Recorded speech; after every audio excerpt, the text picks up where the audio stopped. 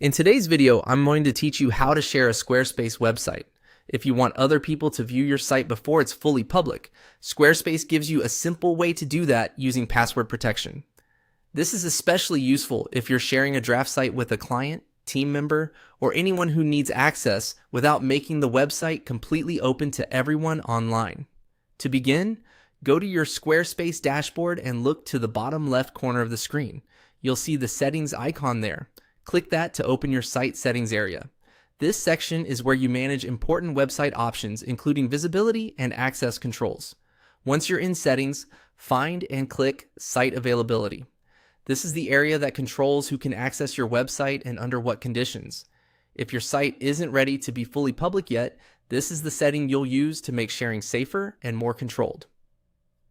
Inside Site Availability, select Password Protected. Choosing this option means your website can still be visited through its link, but anyone opening it will need to enter a password before they can see the content. This is a good option when you want to share the site with a limited group while keeping it hidden from the general public. After that, type in the password you want to use. Make sure you choose something easy enough to share with the right people, but not so simple that it could be guessed easily.